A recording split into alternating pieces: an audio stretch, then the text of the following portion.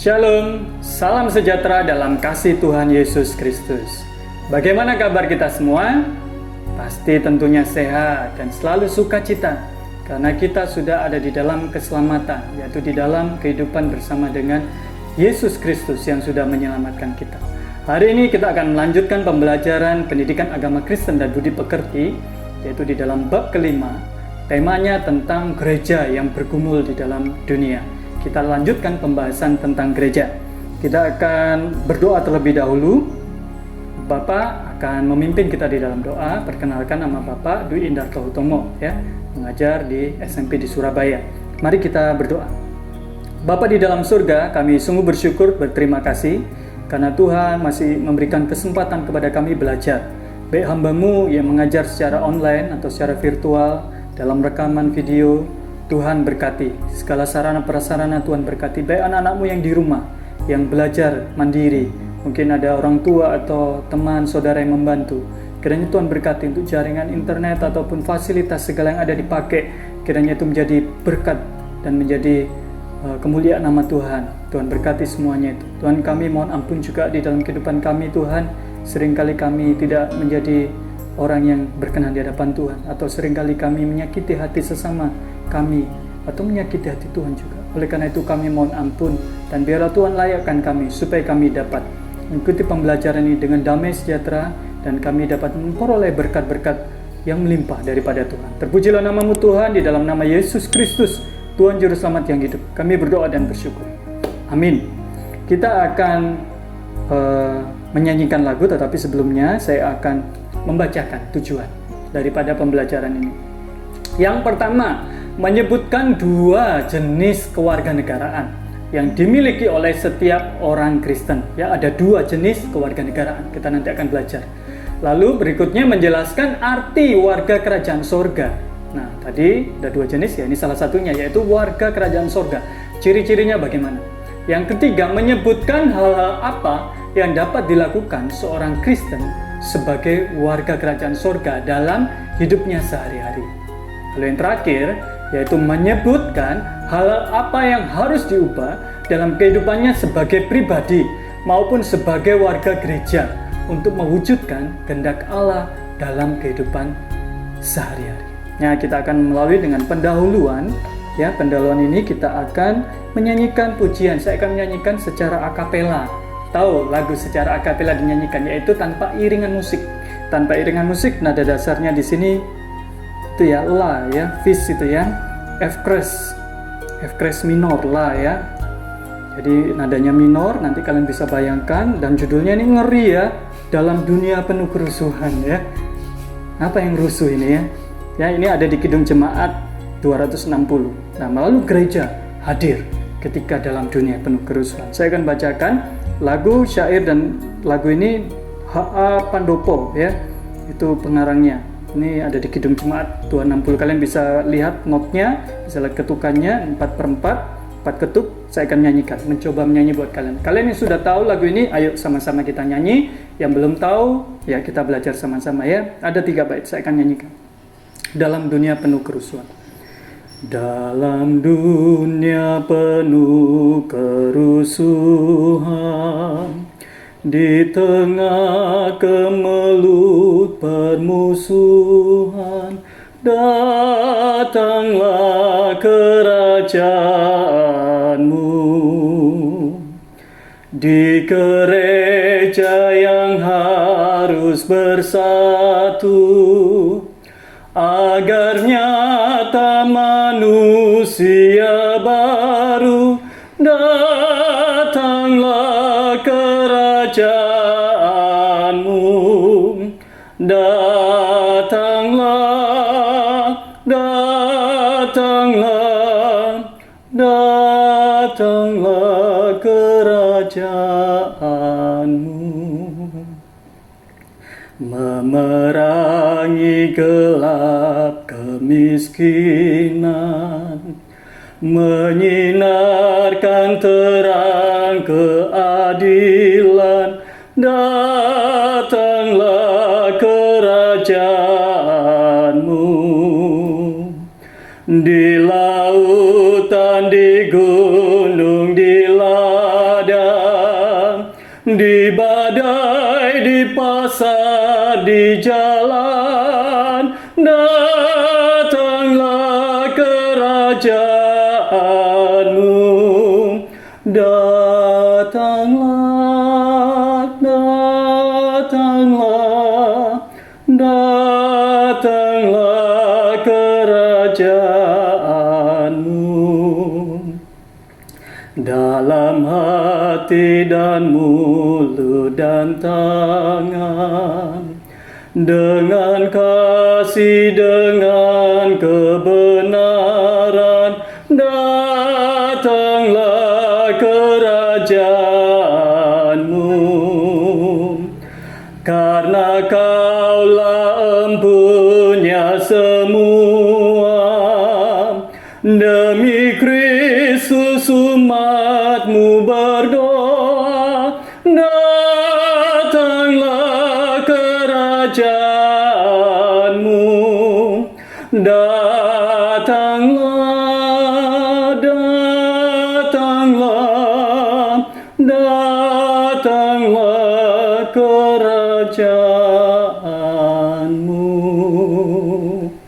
Wah, lagunya luar biasa ya. Saya coba menyanyikan mungkin ada salahnya. Tapi kalian nyanyikan ya, kalau mau nyanyi seperti saya ya butuh latihan ya. Butuh latihan. Jadi tetap butuh latihan ya. Makanya itu pujian Kristen itu sangat luar biasa. Jadi lagu nada itu bisa kalian hayati, bisa akhirnya tahu, oh lagu nadanya seperti ini, akhirnya lagunya kita bisa terbawa. Nah, coba ya. Kamu di sini ya.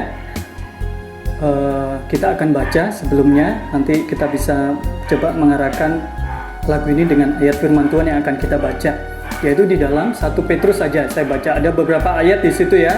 Kalian bisa nanti baca di rumah, yaitu Matius pasal 5 ayat 3 sampai 12, Matius pasal 5 ayat 46 sampai 48, Matius 21 ayat 28 sampai 31, lalu Filipi pasal 3 ayat 17 sampai 21. Dan yang kita baca sedikit saja, yaitu 1 Petrus pasal 2 ayat 9 sampai 12.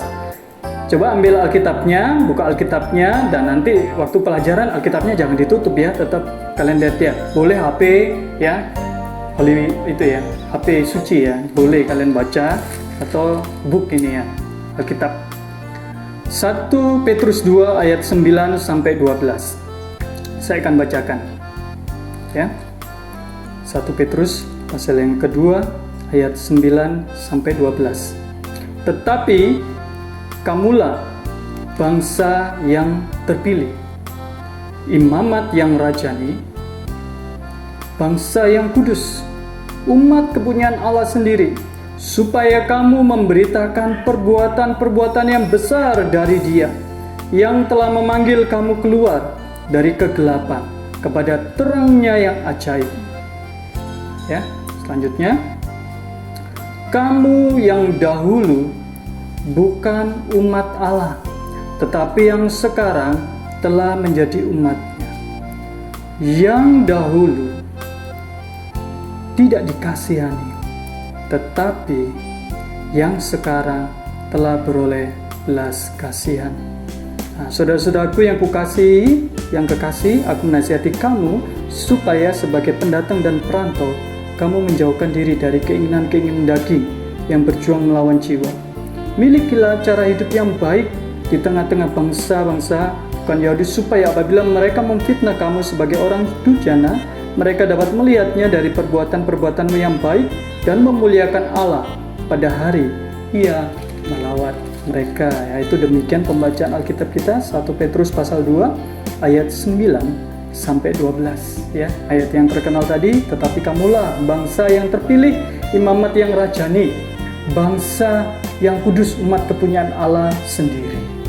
Nah, adakah di antara teman-temanmu ya saat ini yang di kelas ya, atau yang saat ini karena di rumah ya, kamu coba inget-inget ya, itu bukan warga negara Indonesia, ada enggak? Tidak ada ya pastinya, apalagi sekolah negeri, ada tidak? Tidak ada ya. Nah, kalau kamu sendiri, kamu warga negara mana? Ya, WNI ya pasti ya, warga negara Indonesia. Apa kewarganegaraanmu? Kalau mungkin ada teman ya di tempat les, itu mungkin ada warga negara asing, mungkin ada dari Inggris, dari Eropa, atau dari Tiongkok sana, ya macam-macam ya. Menurut kamu apa artinya menjadi warga negara Indonesia? Apa ayo? Artinya kamu menjadi warga negara Indonesia? Ya artinya kita tinggal di sini dan kita memiliki hak untuk hidup, untuk kita belajar, untuk kita melakukan segala sesuatu di negara kita dengan bebas. Bebas maksudnya dengan aturan-aturan hukum yang berlaku di negara Indonesia ya. Tidak harus bebas akhirnya tanpa aturan hukum, tidak. Tapi kita, kalau misalkan contohnya saya ya pernah ya Tuhan berkati pernah ke Shenzhen ya, pernah ke Shenzhen di sana. Wah terbatas ya, ada masa pasportnya, harus ngurus ini, ngurus itu, dan nggak boleh lama-lama. Kalau lama di sana, bisa ditangkap, dipulangkan paksa ya, kena imigrasi seperti itu. Nah itu bedanya kalau kita warga negara di sebuah negara yang ada dengan kita tinggal di warga negara yang bukan negara kita ya. Istilahnya kita pasti ada aturan-aturan yang berlaku. Nah, apa tanggung jawab sekarang yang kamu miliki sebagai warga negara Indonesia? Nah, kamu bisa tuliskan itu ya di kolom atau di buku, atau kamu ketik di laptop boleh ya. Nanti kamu tulis, kamu kirim ya di akun gurumu ya. Kamu upload, kamu kirim. Apa yang menjadi tanggung jawab? Ya pastinya ada ya tanggung jawab. Ada hak, pasti ada kewajiban, ada tanggung jawab. Ya kewajiban saya tadi haknya bisa hidup, bisa melakukan segala sesuatu, belajar ya. Kalian bisa mendapatkan semuanya itu. Kewajibannya, tanggung jawabnya apa? Ya kamu harus belajar dengan baik. Kamu juga harus menjunjung nama baik negaramu ya. Kamu harus menjadi berkat. Kamu harus bisa memunculkan bahwa ini loh negara Indonesia ini bisa berdampak bagi dunia luas, bagi bangsa dan negara sendiri, dan juga bagi dunia. Nah itu seperti itu mungkin tanggung jawab yang bisa kamu nanti bisa lebih spesifikkan atau lebih jelaskan, lebih rinci lagi. Itu Bapak coba pancing aja ya, bagaimana kamu bisa melakukan itu. Nah kalau kamu seorang Kristen ya, ini yang kita pelajaran agama Kristen, seharusnya kamu mempunyai sebuah kewarganegaraan yang lain, yaitu apa? Warga negara kerajaan sorga ya. Jadi bukan hanya WNI, warga negara Indonesia, atau warga negara di sebuah negara tertentu, tapi kita juga ada warga kerajaan sorga. Apa maksudnya? Pernah nggak kamu dengar ungkapan? Ya, nah, coba diskusikan. Nanti di dalam bab selanjutnya kita akan melihat. Nah ini menurut kacamatamu sendiri dulu. Apa sih menurutmu warga kerajaan sorga itu? Nah kamu boleh tulis ya. Jadi sambil mendengarkan tayangan ini kamu juga menulis boleh, kamu mengetik boleh ya, tapi jangan main game ya, tidak boleh main game. Oke, kita lanjutkan tentang kerajaan sorga dalam pemberitaan Yesus. Nah, kerajaan sorga itu sering pula disebut kerajaan Allah. Ini adalah inti pemberitaan Tuhan Yesus dalam pelayanannya di muka bumi. Matius 9 ayat 35 itu mengatakan, demikianlah Yesus berkeliling ke semua kota dan desa. Ia mengajar dalam rumah-rumah ibadat dan memberitakan Injil Kerajaan Sorga serta melenyapkan segala penyakit dan kelemahan. Istilah Kerajaan Sorga sebetulnya sama saja dengan istilah Kerajaan Allah yang lebih banyak digunakan oleh Markus dan Lukas dalam Injil. Ya, ada Injil Matius, Markus, Lukas, Yohanes, Injil sinoptik ini ya. Itu dibandingkan dengan Matius itu tadi ya. Itu sama pembahasannya. Nah, apa arti kerajaan sorga atau kerajaan Allah itu sebenarnya? Apakah ini suatu tempat di sorga kelak yang disediakan para pengikut Yesus? Apakah ini sama dengan suatu pemerintahan tertentu di dunia atau dengan gereja tertentu? Ya, itu pertanyaannya. Dalam Lukas 17 ayat 21, Tuhan Yesus mengatakan bahwa sesungguhnya kerajaan Allah ada di antara kamu. Ya, apa maksudnya? Ya, ini ada sebuah tokoh ya, teolog ya. Teolog itu orang yang belajar tentang Allah, ya, teolog orangnya. Namanya Graham Goldsworthy, seorang teolog Australia. Secara sederhana mendefinisikan kerajaan sorga sebagai umat Allah yang ada di tempat Allah dan dipimpin oleh pemerintahan Allah. Jangan bingung ya, saya ulangi lagi di sini. Ini definisi kerajaan sorga menurut teolog Australia ini umat Allah yang ada di tempat Allah dan dipimpin oleh pemerintahan Allah. Dari semuanya itu Tuhan yang memimpin, ya, Tuhan yang ngatur. Dengan kata lain, kerajaan sorga itu bukan suatu tempat yang ada di sorga, bukan pula suatu wilayah tertentu di muka bumi, melainkan suatu keadaan ketika sekelompok orang menyerahkan diri kepada Allah dan bertindak sesuai dengan apa yang Allah kehendaki. Hal ini menjadi jelas ketika kita membaca dalam Matius pasal yang ke-7, ya. Matius 7 ayat 21 itu kata-kata Yesus, "Bukan setiap orang yang berseru kepadaku, Tuhan, Tuhan, akan masuk ke dalam kerajaan sorga, melainkan dia yang melakukan kehendak Bapa-Ku yang di sorga." Jadi, sekelompok orang Kristen dalam sebuah gereja dapat saja tidak mencerminkan hidupnya sebagai warga kerajaan sorga apabila mereka tidak menjalankan kehendak Bapa di sorga, ya. Misalnya apa? Mereka bertengkar, ya. Tengkar terus, ya. Katakan bertengkar melulu ini, ya. Melulu itu ya terus-terusan itu. Terus saling benci, ya, membenci, saling melontarkan fitnah, ya, bahkan berkelahi. Waduh, yang lebih ngeri, membunuh.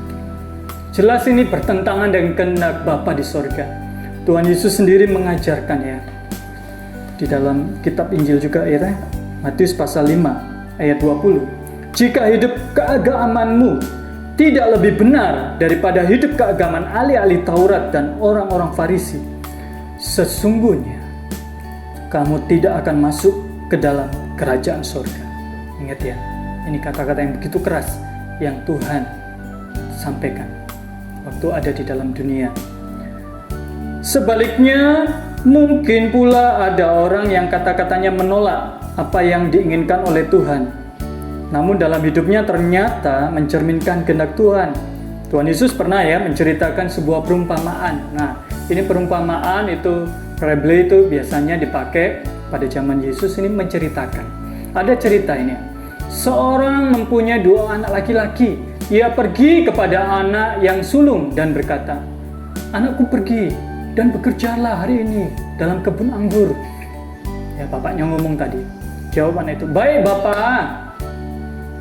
Tapi apa yang dilakukan? Dia tidak pergi. Lalu orang itu pergi, ya, bapak itu pergi ke anak yang kedua dan berkata demikian juga. Dan anak itu menjawab, "Aku tidak mau." Ya, tidak ditulis alasannya apa. Soalnya kan cerita perumpamaan. Tetapi kemudian ia menyesal lalu pergi juga. Nah, ini siapakah di antara kedua orang itu yang melakukan kehendak ayahnya? Jawab mereka, ya, murid-murid atau waktu itu yang mendengar pengajaran Yesus, yaitu mengatakan, "Yang terakhir," kata Yesus kepada mereka, "Aku berkata kepadamu, sesungguhnya pemungut-pemungut cukai dan perempuan-perempuan sundal akan mendahului kamu masuk ke dalam kerajaan Allah." Itu Matius 21 ayat 28 31 bisa kamu baca, ya. Perumpamaan ini menceritakan kepada kita kisah 2 orang kakak beradik. Yang pertama menyatakan bersedia membantu ayahnya di ladang, namun tidak pergi. Anak yang kedua menolak, namun kemudian menyesal dan pergi juga. Anak yang sulung seringkali diartikan sebagai orang Farisi, ahli Taurat, ya, pada zaman Yesus ada di dunia waktu itu, ya. Mereka mengaku mau melaksanakan kehendak Allah di surga, namun pada praktik hidup mereka sehari-hari mereka tidak melakukannya. Lalu anak yang kedua, seperti dalam kisah perumpamaan anak yang hilang dalam Lukas 15 ayat 11 sampai 32, adalah orang-orang bukan Yahudi. Itu maksudnya orang yang tidak belajar itu, ya, orang biasa yang menolak pertama melaksanakan kehendak Allah di surga, namun kemudian menyesal dan bertobat karena mendengarkan ajarannya Tuhan Yesus serta melaksanakan di dalam hidupnya. Nah, dari perumpamaan ini kita dapat menyimpulkan bahwa sekedar berkata iya kepada Tuhan namun tidak menjalankan kehendak-Nya tidaklah cukup. Sekedar mengaku percaya namun tidak melaksanakan perintah-perintah Tuhan sama saja sia-sia. Nah, ini kita lanjut ke dalam kegiatan kedua. Nah, bagaimana pemahaman kamu, ya, tentang kerajaan surga? Nah, sebelum pembelajaran tadi, apa yang sudah kamu bahas tadi, yang kamu sudah tulis tadi, ya, ketik, ya, atau kamu ketik. Apakah itu sama, ya, dengan setelah kamu tadi membaca ya sedikitlah penjelasan daripada kerajaan surga sebelum pelajaran ini. Nah, apa kalau berbeda ya? Coba jelaskan bagaimana. Nah, kalau saya dulunya juga mungkin berbeda. Oh, saya pikir kerajaan surga itu, oh ya nanti. Oh, ketika saya nanti mati, nanti saya akan masuk surga. Baru itu kerajaan surga. Tapi ternyata di sini, ya Tuhan katakan, hadirkan seperti Bapa kami, doa Bapa kami ya. Bapa kami yang di surga, dikuduskanlah namamu.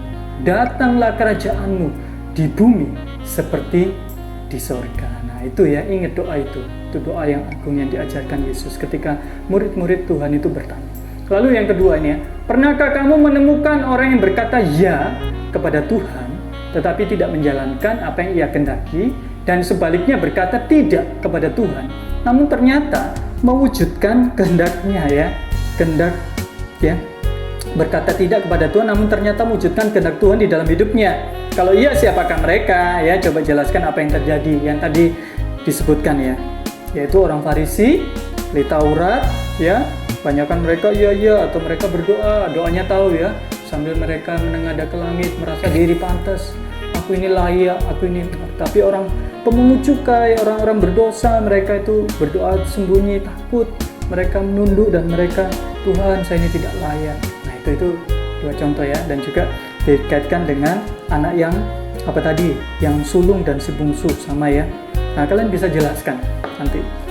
Yang ketiga berkaitan dengan pertanyaan nomor 2 di atas, bagaimana ya dengan hidup kamu sendiri ya. Percuma kita ngoreksi orang, belajar orang, tetapi nggak koreksi diri kita sendiri. Nah, cara hidup manakah yang lebih banyak kamu ikuti? Apakah cara anak si sulung atau cara anak si bungsu? Ayo, kamu diminta tolong sama papa mamamu. Ayo, itu belajar. Ngomong iya. Nyatanya apa? Gak belajar ya. Main game ya, atau bagaimana ya, mentik yang lain. Nah, jangan, sekarang harus kalian ini sudah kelas 9 mau apa? Mau SMA ya, mau ke jenjang lebih tinggi, harus sekarang ini sudah diajari belajar mandiri. Dan kalian harus punya apa? Komitmen ya. Kalau kalian tidak taat kepada orang tua, tidak taat kepada Tuhan, nanti menyesalnya itu bukan, ya mungkin sekarang bisa, oh menyesal nilainya jelek, tapi kedepannya lebih menyesal lagi. Ingat, penyesalan itu datang apa? Terlambat ya, datang di kemudian hari penyesalan. Oleh karena itu jangan sampai menyesal di kemudian hari.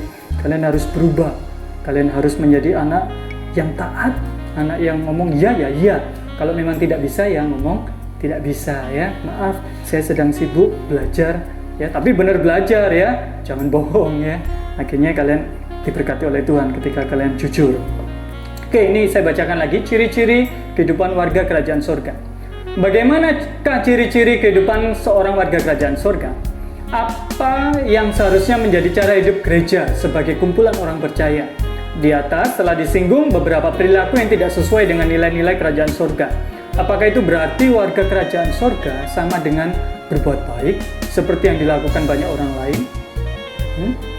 Atau dalam khotbah di bukit ini kita melihat ya, kita menemukan bahwa menjadi warga kerajaan surga bukanlah sekedar berbuat baik saja. Tuhan Yesus menyebutkan ciri-ciri kehidupan warga kerajaan surga itu dalam Matius pasal 5 ayat 3-12 ya. Nanti kalian baca ya, itu khotbah di bukit ya, atau ucapan bahagia di sana. Ucapan-ucapan Tuhan Yesus ini menunjukkan nilai-nilai kerajaan surga yang seringkali berlawanan dengan apa yang diajarkan oleh dunia. Dunia mengajarkan bahwa yang berbahagia adalah mereka yang kaya, yang dapat membeli apa saja yang mereka inginkan. Nah, coba ini ya, belakangan ini kita dikejutkan oleh beberapa kasus korupsi besar-besaran yang dilakukan oleh sejumlah pejabat negara, tokoh nasional, ketua partai, gubernur, bupati, bahkan sejumlah menteri pun menyatakan terlibat dalam kasus korupsi dalam jumlah yang sangat luar biasa. Mereka umumnya berhasil memperkaya diri dengan memiliki sejumlah mobil mewah, apartemen mewah, rekening gendut. Tahu ya, rekening gendut itu banyak uangnya ya, bukan gendut besar gitu ya, di bank-bank dalam dan luar negeri. Bahkan dari mereka yang kemudian menghambur-hamburkan uang, ya ini tanda kutip ya, uang haram dengan pesiar ya. Pesiar itu pergi ke luar negeri berfoya-foya, membeli barang mewah ya, ini minta maaf ya, menyewa pelacur ya, dan lain-lain. Pokoknya kehidupan yang jahat, yang buruk sekali. Bagaimanakah mereka? Mungkin dahulu iya, Tapi sekarang sebagian dari mereka sudah mendekam di tahanan. Sebagian lagi sedang menunggu proses pengadilan yang kemungkinan besar akan menjebloskan mereka ke dalam penjara untuk jangka waktu yang cukup lama. Kebahagiaan tidak diperoleh lewat kekayaan kebahagiaan itu. Apalagi kekayaan yang didapat dengan tidak wajar, tidak halal, wah itu malah tidak menjadi berkat. Ya, ingat itu. Oke ya. Nah, kita akan melihat rangkaian ucapan berbahagia yang disampaikan oleh Tuhan Yesus. Itu masing-masing menunjukkan siapa yang diberkati. Ya. Dan pada bagian yang kedua, hubungan orang-orang ini dengan Allah. Ya, yang mengejutkan begitu, ya. Kata Patricia Faris, ini seorang pendeta metodis di Santa Monica, ya, California, Amerika Serikat. Itu mengatakan gini, ucapan-ucapan ini menjungkit balikan dunia. Yaitu dengan apa? Dengan janji-janji yang mengejutkan bagi mereka yang tidak berpengharapan. Penghiburan bagi mereka yang berduka cita. Kekuatan bagi mereka yang tidak berdaya. Ucapan berbagai yang disampaikan Tuhan Yesus memang ucapan-ucapan yang sangat radikal. Radikal ini suatu hal yang meledak ya. Suatu hal yang akhirnya membuat orang itu, keras sekali ucapan ini. Ya, kita menemukan bagaimana nilai-nilai kerajaan surga itu berlawanan dengan nilai-nilai yang ditawarkan oleh dunia. Yang berbahagia adalah orang yang berduka cita. Nah, seperti itu contohnya. Yang berbahagia adalah orang yang berduka cita. Yang berbahagia apa? Yang memiliki bumi adalah orang yang lemah lembut. Ya. Yang dipuaskan itu apa? Orang yang lapar dan haus akan kebenaran. Ya. Dalam kehidupan sehari-hari itu ya, yang jago itu yang menang. Ya. Yang memiliki bumi, mereka yang menyogok penguasa. Itu yang dikatakan. Seringkali rakyat kecil akhirnya hanya pasrah dan menyerah terhadap keadaan. Jangan bingung ya, ini bolak-balik, yaitu apa? Nanti kalian baca di dalam Matius pasal 5, nilai-nilai kekristenan itu berbeda dengan dunia. Ya. Namun demikian, kata-kata Yesus justru menunjukkan bahwa Allah memihak kepada mereka yang lemah dan tidak berdaya. Allah berada di pihak mereka yang berani menolak arus dan nilai-nilai yang ditawarkan oleh dunia yang hanya memberikan kebahagiaan semu.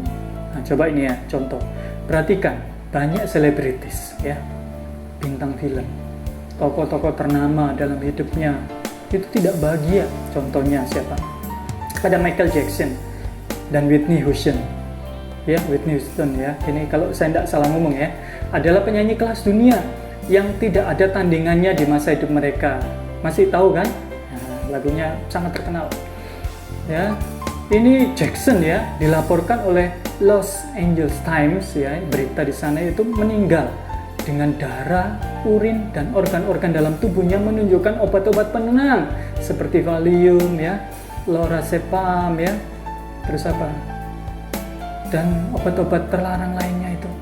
Nah, ada selanjutnya ini, Piers Geldof, seorang model dan pembawa acara televisi di Inggris. Mereka semua meninggal dunia karena apa? Obat penenang juga dan kecanduan narkoba.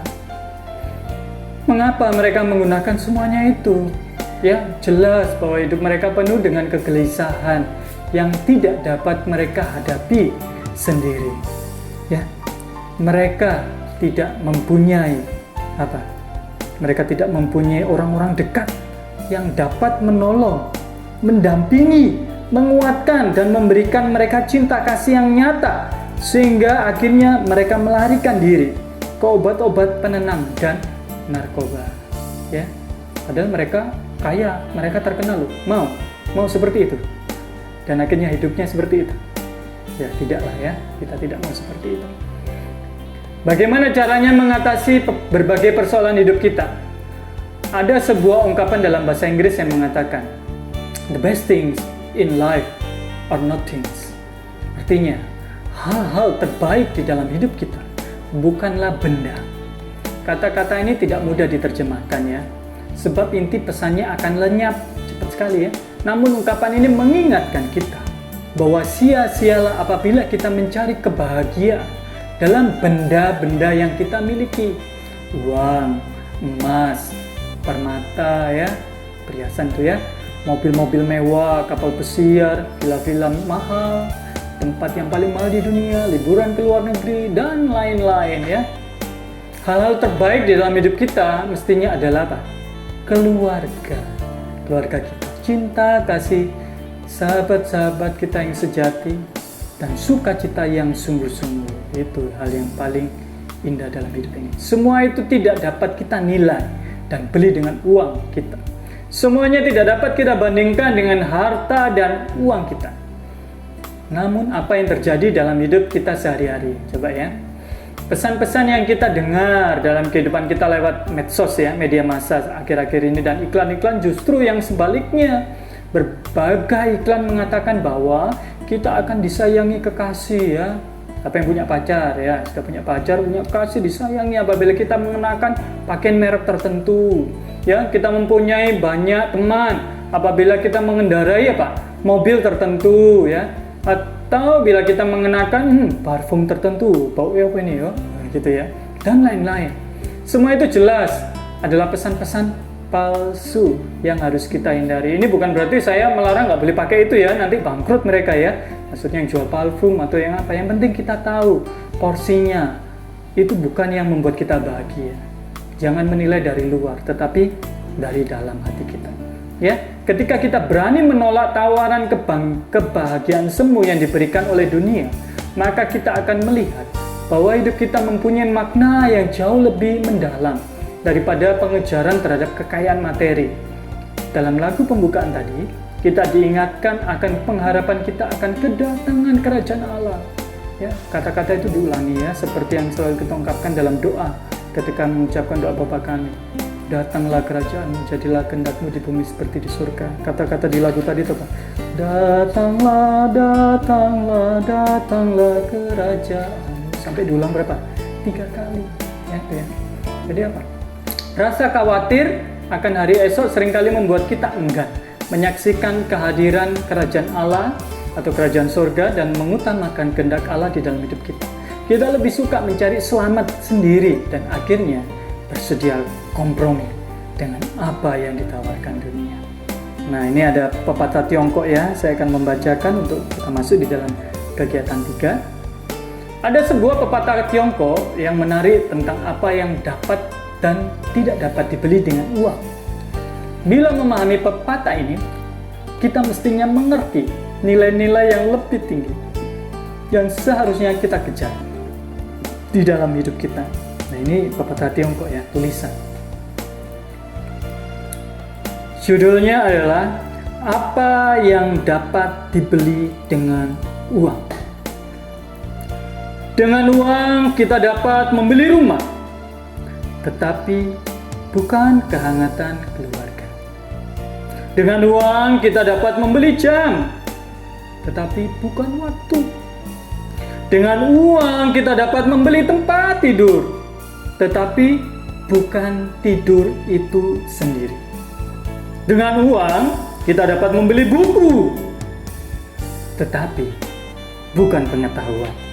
Dengan uang kita dapat membeli dokter, tetapi bukan kesehatan. Dengan uang kita dapat membeli kedudukan, tetapi bukan rasa hormat. Dengan uang kita dapat membeli teman, tetapi bukan persahabatan.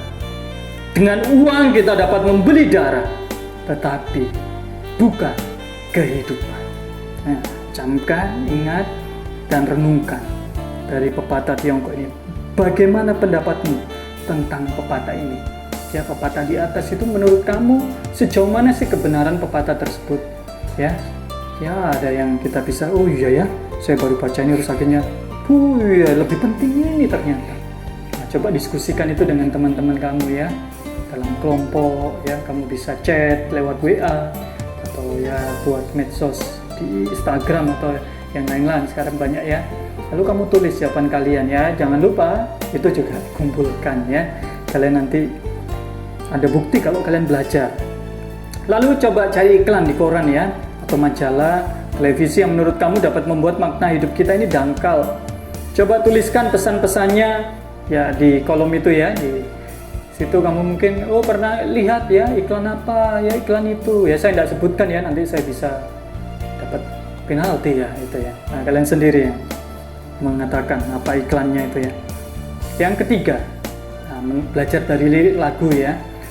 dalam dunia penuh kerusuhan, mengingatkan kita tentang pengharapan akan kedatangan kerajaan Allah. Apa yang harus kita lakukan untuk mengharapkan kedatangan kerajaan Allah? Ayo, apa yang kamu harapkan? Yaitu apa? Kita itu ya mempersiapkan diri kita ya menyambut kerajaan Allah, karena kita tidak tahu hari-hari sekarang itu sangat singkat. Berapa lama sih hidup manusia? Ya kita tidak tahu. Bapak di sini tidak tahu. Mungkin setelah mengajar ini tiba-tiba, terjadi suatu bencana. Kena apa? Penyakit. Ya sekarang kita tidak tahu siapa yang terkena COVID. Kita tidak tahu itu cepat menular. Kita tidak tahu. Kedatangan Tuhan itu tiba-tiba seperti pencuri dikatakan. Oleh karena itu kita harus berharap kepada Tuhan dan mempersiapkan diri kita dengan sebaik-baiknya. Lakukan kamu tugasmu sebagai seorang pelajar, belajar yang baik, yang berprestasi, dan akhirnya itu memuliakan nama Tuhan. Oke ya, kita lanjut dengan kita belajar dari Mordekai Vanunu ya. Mordekai Vanunu ini adalah orang yang pandai sekali ya. Dia temanya di sini dikatakan berani bertahan dengan keyakinannya. Mordekai Vanunu ya lahir di Maroko ya pada tahun 1954 adalah seorang mantan teknisi nuklir Israel. Ia menentang program pengembangan senjata nuklir ya Israel di negaranya. Karena itu Vanunu kemudian membocorkan rencana-rencana program senjata nuklir Israel kepada pers Inggris pada tahun 1986. Vanunu dijebak oleh seorang agen Mossad ya, Badan Intelijen Israel ya. Dan akhirnya apa? Ditangkap di Italia ya. Ia dibawa ke Israel lalu dijatuhi hukuman dalam sebuah pengadilan tertutup. Vanunu dipenjara selama 18 tahun. Ya, 11 tahun di sel terisolasi sendirian. Pada tahun 2004, Vanunu baru dibebaskan. Ia dibatasi dalam bicara dan gerak-geriknya. Sejak itu ia sudah beberapa kali ditangkap karena dianggap melanggar batasan-batasan itu, termasuk ketika ia memberi wawancara kepada wartawan-wartawan asing dan berusaha meninggalkan Israel negaranya. Vanunu itu adalah seorang Kristen. Saat duduk di kelas 10 ya, ia mengalami krisis pribadi seperti yang dialami anak-anak remaja zaman sekarang ya, yang mendorongnya untuk meninggalkan agamanya, yaitu Yudaisme. Jadi beda ya, antara Kristen Yudaisme beda. Agama Yudaisme sendiri. Namun ia tidak segera menjadi Kristen karena ia tidak ingin berurusan dengan orang tuanya. Sementara pada saat yang sama ia pun ingin menyelesaikan studinya. Setelah selesai SMA, orang tua Vanunu ingin agar ia masuk ke sekolah teologi dan menjadi rabi. Rabi itu guru ya, teologi belajar tentang Tuhan, tentang Allah. Namun Vanunu hanya seminggu di sekolah itu lalu keluar. Ia kemudian masuk wajib militer Israel ya. Dia keluar dari sekolah pendeta, ya katakannya lagi itu, ke wajib militer. Pada tahun 1976, Vanunu melamar pekerjaan di Pusat Penelitian Nuklir di Negev. Ya. Banyak badan intelijen di dunia percaya bahwa Israel telah mengembangkan senjata nuklir sejak tahun 1960-an. Namun Israel tidak berterus terang tentang hal ini. Di lembaga ini, Vanunu bekerja sebagai teknisi tenaga nuklir. Sebuah surat kabar Israel, ini saya tidak bisa bacanya nih, Haaretz ya mungkin ya, bahasa itu, Haaretz pada 2008 menggambarkan Vanunu sebagai orang yang sulit dan kompleks. Ia tetap keras kepala, luar biasa apa? Teguh pendiriannya ya, luar biasa teguh pendiriannya. Jadi katakan apa? Pada prinsip-prinsipnya, ia rela membayar harga. Sejak dilepas dari penjara, Vanunu tinggal di katedral Saint George ya di Yerusalem. Ia tetap menerima pengunjung dan pendukungnya dan berulang kali melawan syarat-syarat pembebasannya dengan memberikan wawancara kepada wartawan-wartawan asing. Nah, ini sepenggal sedikit lah ya tentang Mordekai Vanunu. Apa yang menarik di sini dari kehidupan Mordekai Vanunu? Ia seorang warga negara Israel beragama Kristen. Ia yakin bahwa senjata nuklir yang dikembangkan orang Israel hanya akan membahayakan negaranya itu sendiri. Ya, bukannya apa? Bukannya malah menguntungkan sebenarnya ya. Tetapi itu akan merusak Vanunu yakin bahwa ia tidak akan dihukum sedemikian berat apabila ia tetap bertahan dalam agamanya yang lama. Itu masalah susah agama ya, agama Yahudi atau Yudaisme. Dalam keputusannya untuk melawan pemerintah Israel, Vanunu menunjukkan bagaimana kata-kata Yesus yang mewujudkannya di dalam hidupnya. Ya, ini ucapan bahagia tadi, khotbah di bukit, Matius 5 ayat 6-10. Berbahagialah orang yang lapar dan haus akan kebenaran, karena mereka akan dipuaskan. Berbahagialah orang yang membawa damai, karena mereka akan disebut anak-anak Allah. Berbahagialah orang yang dianiaya oleh sebab kebenaran, karena merekalah yang mempunyai kerajaan surga. Dengan nilai-nilai kerajaan surga yang dipegangnya, Vanunu menjadi orang asing di negaranya sendiri. Bahkan seringkali ia dituduh sebagai pengkhianat bangsanya sendiri, padahal tujuannya itu apa? Baik adanya. Ya, itu contoh ya. Kita masuk di dalam pembelajaran bab selanjutnya. Maksudnya poin selanjutnya yaitu hidup sebagai orang asing. Di atas kita sudah membahas konsep tentang kewarganegaraan kita sebagai warga kerajaan surga. Dalam Filipi pasal 3:20 dikatakan, karena kewarganegaraan kita adalah di dalam surga, dan dari situ juga kita menantikan Tuhan Yesus Kristus sebagai juru selamat. Sebagai warga kerajaan surga, kita hidup sebagai orang asing di muka bumi ini. Dan tadi dikatakan di dalam 1 Petrus 2 ayat 11 dikatakan, saudara-saudaraku yang kekasih, aku menasihati kamu supaya sebagai pendatang dan perantau, kamu menjauhkan diri dari keinginan-keinginan daging yang berjuang melawan jiwa. Sebagai warga negara Indonesia, kita belajar banyak tentang sejarah Indonesia, geografi Indonesia, perjuangan bangsa Indonesia. Tetapi berapa banyak kita belajar tentang kerajaan surga dan nilai-nilainya? Bukankah seringkali kita justru berusaha menyesuaikan diri dengan nilai-nilai dunia supaya kita tidak dianggap manusia aneh? Di pihak lain, ada orang-orang Kristen yang menentang segala-galanya yang ada di dunia. Misalnya, melarang orang Kristen membaca Quran, menonton televisi dan film, bermain band, ya, menggunakan kartu kredit, menggunakan KTP nasional dengan chip, komputer, dan lain-lain itu dilarang, ya. Ada orang Kristen seperti itu. Di Amerika Serikat ada orang Kristen seperti itu. Mereka disebut orang Amis, ya. Mereka hidup dengan cara hidup orang-orang pada abad ke-16. Mereka menolak mengendarai mobil, menggunakan telepon, membatasi penggunaan listrik, melarang menonton televisi, dan lain-lain.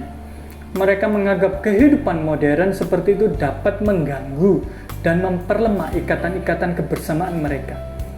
Pakaian mereka pun sangat sederhana. Nah, Dr. T.B. Simatupang, yaitu ya, seorang teolog ya, awam Indonesia yang pernah menjabat sebagai Kepala Staf Angkatan Bersenjata Republik Indonesia atau ABRI dan juga Ketua Dewan Gereja-Gereja di Indonesia, sekarang ini PGI, terus Ketua Dewan Gereja-Gereja di Asia, ya, dan Ketua Dewan Gereja-Gereja Sedunia, mencetuskan gagasan tentang bagaimana orang Kristen seharusnya hidup di dunia dengan kewarganegaraan ganda, dunia dan surga. Simatupang mengatakan bahwa orang Kristen harus hidup dengan sikap positif, kritis, kreatif, dan realistis. Maksudnya apa? Orang Kristen harus berani berbeda pendapat dengan masyarakat sekitarnya. Namun itu tidak berarti sekedar berbeda pendapat, ya, sebab kita pun harus bersikap positif apabila memang apa yang kita hadapi itu baik dan benar. Kita harus bersikap kreatif dalam menghadapi situasi-situasi sulit, apalagi seperti ini. Namun kita juga harus realistis dalam arti menyadari keterbatasan yang ada pada kita. Hal ini cocok dengan apa yang dikatakan Reinhold Niebuhr, seorang teolog Amerika Serikat, dalam doanya. Tuhan, ya, berikanlah aku keteduhan hati untuk menerima hal-hal yang tidak dapat kuubah, keberanian untuk mengubah hal-hal yang dapat kuubah, dan hikmat untuk mengetahui perbedaannya. Asik kata-katanya ini. Menjalani kehidupan dari hari ke hari, menikmati satu saat pada setiap waktu, menerima penderitaan sebagai jalan menuju perdamaian, menerima seperti yang Kristus lakukan. Dunia ini penuh dosa, ya. Dunia yang penuh dosa ini sebagaimana adanya bukan seperti yang kuharapkan. Percaya bahwa Ia akan membuat segala sesuatunya beres bila aku berserah kepada kehendak-Nya, agar aku cukup berbahagia di dalam hidup ini dan teramat bahagia bersamanya selama-lamanya dalam kehidupan yang akan datang. Amin. Doa yang sangat baik sekali. Gereja yang bergumul di dunia. Poin selanjutnya, yaitu melalui uraian di atas kita sudah melihat bagaimana orang Kristen hidup dan menghadapi berbagai tantangan di dunia. Dalam 1 Petrus 2 ayat 9-12 tadi yang kita baca di awal, kita sudah diingatkan bahwa sebagai pendatang dan perantau, kita harus menjauhkan diri dari keinginan-keinginan daging yang berjuang melawan jiwa. Keinginan-keinginan daging yang dimaksudkan di sini adalah hal-hal yang membuat kita keliru menempatkan prioritas kita. Kita lebih menghargai benda-benda di dalam hidup kita daripada hal-hal yang lebih berharga, yang berarti seperti apa? Keluarga kita, cinta kasih, sahabat-sahabat kita yang sejati, sukacita yang sungguh-sungguh. Akibatnya hidup kita menjadi dangkal dan hampa. Sebagai gereja Tuhan di muka bumi, kita dipanggil untuk memiliki cara hidup yang baik di tengah-tengah bangsa bukan Yahudi, supaya apabila mereka memfitnah kamu sebagai orang durjana, mereka dapat melihat dari perbuatan-perbuatanmu yang baik dan memuliakan Allah pada hari Ia melawat mereka. Ya, 1 Petrus 2 ayat 12. Nah, masalahnya seringkali gereja atau kita ini lupa akan tugas dan pergumulan ini. Ya, gereja lupa bahwa ia dipanggil untuk mewujudkan perbuatan-perbuatan baik di dunia. Sebaliknya, ada gereja-gereja yang sibuk bertengkar di dalam. Terjadi saling berebut kekuasaan karena orang-orang di dalamnya ingin menjadi pemimpin, penguasa. Gereja terpecah belah. Akibatnya muncullah gereja-gereja baru hasil perpecahan. Orang lupa bahwa Tuhan Yesus sendiri tidak suka bila orang saling merebutkan kedudukan dan berusaha menonjolkan diri. Ia pernah mengatakan dalam Matius 20 ayat 16, demikianlah orang yang terakhir akan menjadi terdahulu dan yang terdahulu akan menjadi yang terakhir. Ada pula gereja-gereja yang tidak peduli terhadap masyarakat di lingkungannya karena mereka ternyata tidak memeluk agama yang sama, agama Kristen khususnya, atau bahkan memusuhinya. Nah, terhadap keadaan ini Tuhan Yesus justru mengajarkan, apabila kamu mengasihi orang yang mengasihi kamu, apakah upahmu? Bukankah pemungut cukai juga berbuat demikian? Dan apabila kamu hanya memberi salam kepada saudara-saudaramu saja, apakah lebihnya daripada perbuatan orang lain? Bukankah orang yang tidak mengenal Allah pun berbuat demikian? Karena itu, haruslah kamu sempurna, sama seperti Bapamu yang di surga adalah sempurna. Matius 5 ayat 46-48. Ken M. Kate, seorang aktivis mahasiswa pada tahun 1968 menulis perintah yang paradoks itu berlawanan Isinya sebagai berikut. Orang seringkali tidak logis, tidak masuk akal, dan egois. Tetaplah kasih mereka. Bila engkau berbuat baik, orang menuduhmu egois atau mempunyai motif tersembunyi, tetaplah berbuat baik. Bila berhasil, engkau akan mendapatkan teman-teman palsu dan musuh sejati. Tetaplah mencapai keberhasilan. Kebaikan yang kamu lakukan hari ini akan dilupakan besok. Tetaplah lakukan kebaikan. Kejujuran dan keterbukaan membuat engkau rentan. Tetaplah bertindak jujur dan terbuka.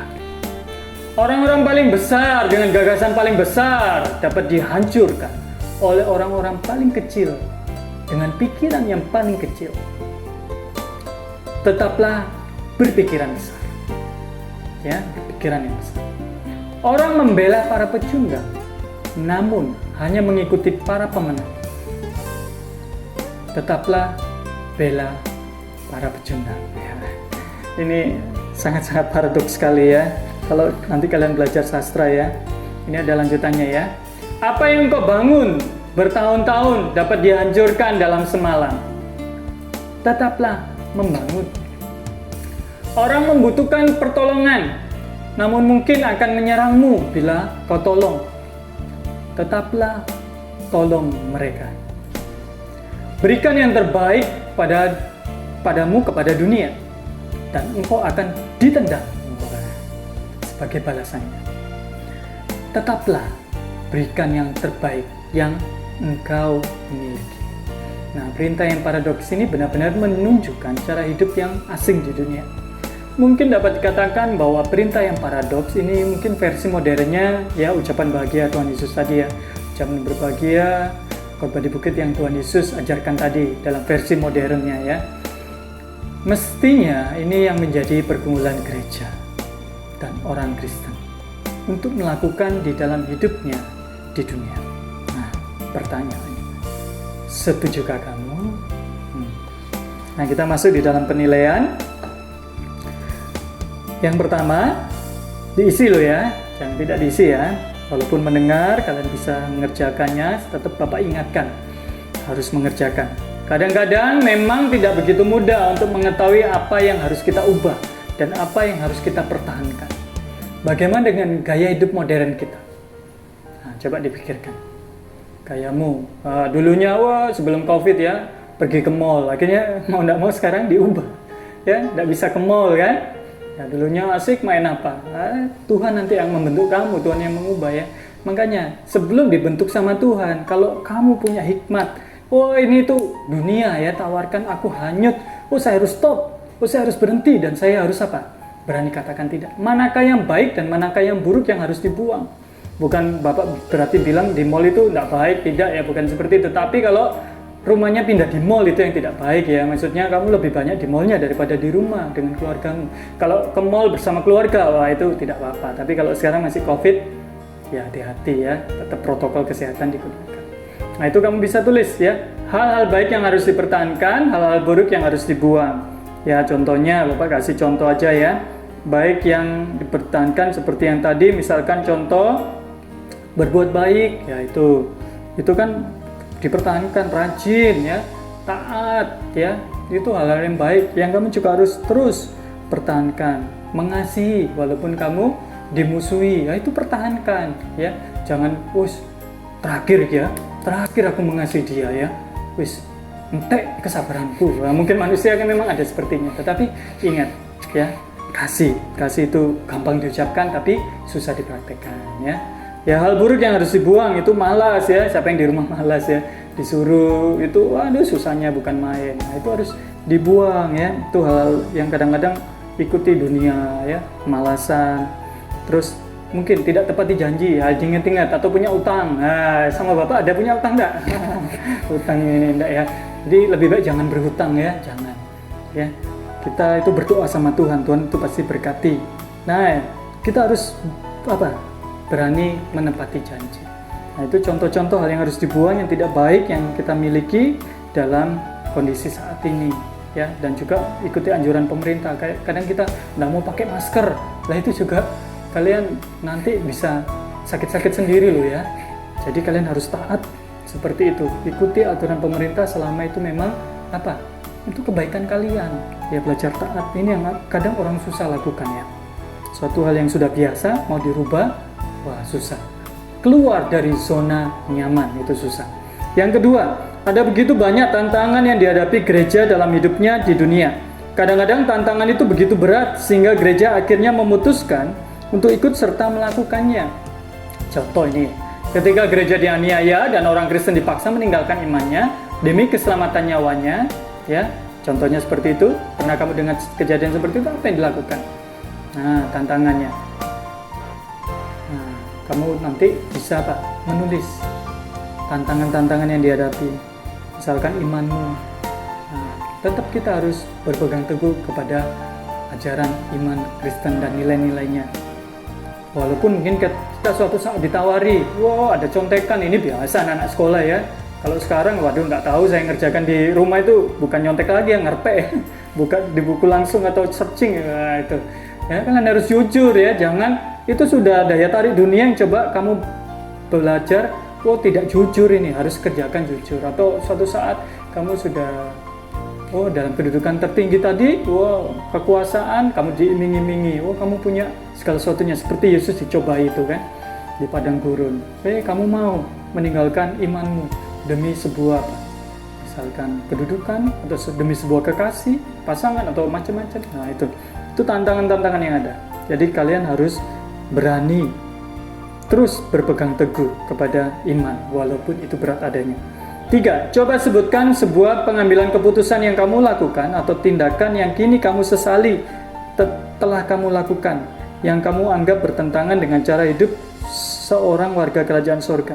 Mengapa kamu melakukan ini? Ini mungkin secara pribadi ya.